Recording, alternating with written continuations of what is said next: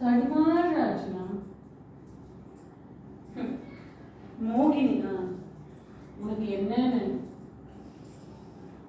தெரியும்ல. உன்னோட சிவபெருமான் மாட்டிக்கிட்டாரே பத்மாசுரன் கிட்ட, அப்ப போட்டுக்கிட்டாரே திருமால் மோகினி வேஷம். அழகான ஒரு பொம்பளை அனுப்பிச்சிருக்கலாமே, ஏன் அனுப்பல? பத்மாசுரனுக்கு அழகான பொண்ணுங்க கிடைக்க மாட்டாங்களா? ஆனா மோகினி மோகினி கிடைக்க மாட்டான். அவ வியாசரோட வந்தனைகள் எல்லாம் அடங்காதவ. என்ன பார்த்தா தெரியல? உன்னோட சிவபெருமானே பத்மாசுரனுக்கு பயந்துகிட்டு சிவலிங்க காய்களுக்கு எல்லாம் போய் பூந்துக்கிட்டாரு. பத்மாசுரனுக்கு அவனுக்கு கண்டுபிடிக்க முடியாதா? சிவலிங்க கொடிகளை எல்லாம் புடுங்கி எரிஞ்சிருப்பான். அதுக்கு ஆர்வலம் உண்டு அவன்கிட்ட. ஆனா அவ தன் தலையில தானே கைய வச்சுக்கிட்டானா? ஏன்? மோகினி மோகினி மோகினி.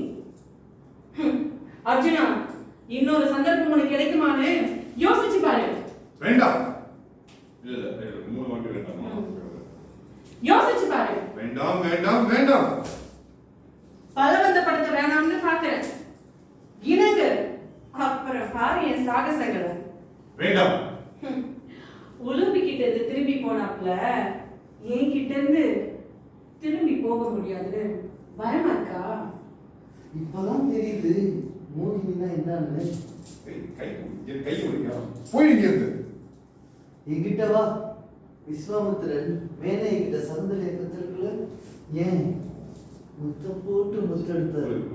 வா வா, ஆணோ பெண்ணோ முத்தான முத்து கத்துக்கலாம். வா வா. ஏய், முடிக்கிறா என்ன? அர்ஜுனா, உன்னை விட்டுட்டேன்னு நினைக்காத. போய் எங்க அக்கா அனுப்புற பாரு. அவகிட்ட உன் ஜம்ப பலிக்காது.